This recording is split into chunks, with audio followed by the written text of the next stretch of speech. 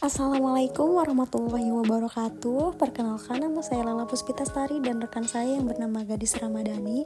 Jadi di sini kami akan membahas tentang bahasa Indonesia yang baik dan benar. Apa bahasa Indonesia yang baik dan benar?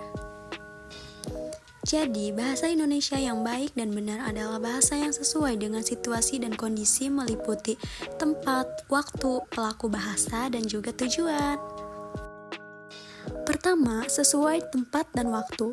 Tentu, penggunaan bahasa yang sesuai dengan tempat dan situasi penting untuk menjaga komunikasi yang efektif. Misalnya, di lingkungan formal seperti lingkungan kerja, sebaiknya gunakan bahasa resmi agar dapat berkomunikasi dengan efektif. Sementara di lingkungan informal seperti dengan teman atau keluarga, boleh lebih santai dalam menggunakan bahasa. Contoh percakapan non-formal dalam kehidupan sehari-hari. Hari ini cuacanya bagus banget ya, pengen ngajak keluar ngopi-ngopi bareng deh. Contoh pembicaraan formal. Selamat pagi, Bapak, Ibu, apakah ada perkembangan terbaru terkait proyek yang sedang kita jalankan? Selanjutnya, pelaku bahasa. Pelaku bahasa adalah individu atau kelompok yang terlibat dalam proses berkomunikasi. Pelaku bahasa juga bisa mencakup konteks komunikasi seperti kejelasan, kesopanan, waktu, dan situasi yang memengaruhi cara pesan disampaikan dan dipahami.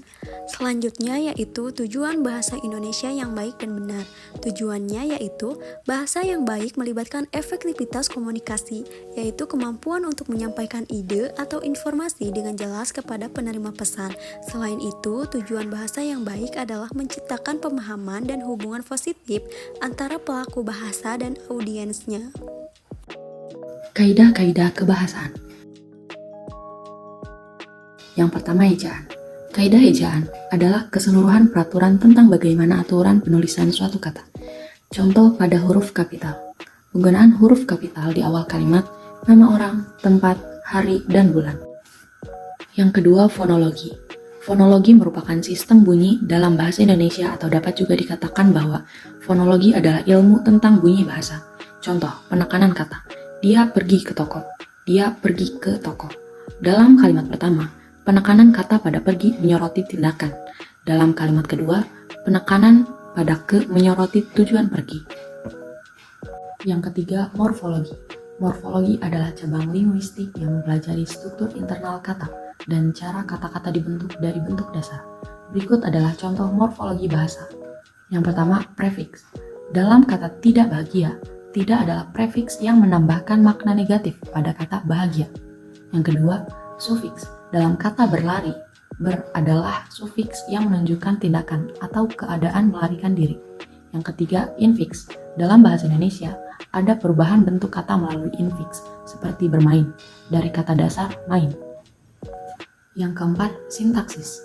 Kebahasaan sintaksis adalah cabang linguistik yang mempelajari struktur kalimat, hubungan antar kata, serta cara kata-kata disusun untuk membentuk kalimat yang gramatikal. Contoh penggunaan frasa dan klausa. Meskipun hujan, kita tetap pergi. Dia yang pergi ke toko. Sintaksis melibatkan penyusunan frasa dan klausa untuk membentuk kalimat yang lengkap. Yang kelima adalah semantik. Semantik adalah bagian tata bahasa yang meneliti makna dalam bahasa tertentu, mencari asal mula dan perkembangan dari suatu kata. Yang keenam, paragraf. Paragraf adalah unit dasar dalam penulisan yang terdiri dari satu atau beberapa kalimat yang saling terkait dan membentuk suatu pikiran atau topik tertentu. Yang ketujuh, wacana. Wacana adalah unit bahasa yang lebih besar daripada paragraf. Biasanya terdiri dari serangkaian kalimat yang terkait dan membentuk satu kesatuan pemikiran atau topik. Wacana memiliki ciri-ciri tertentu, seperti adanya gagasan utama, pengembangan ide, dan kesatuan struktural. Wacana dapat digunakan untuk menyampaikan informasi, meyakinkan, atau menghibur. Dan yang terakhir, kelogisan. Kebahasaan kelogisan mencakup kemampuan menyusun kata-kata, kalimat, dan ide-ide sehingga membentuk suatu teks atau pernyataan yang masuk akal dan konsisten. Contoh, alur pemikiran yang jelas. Pertama, kita perlu mengidentifikasi masalah. Setelah itu, kita bisa merancang solusi dan mengimplementasikannya.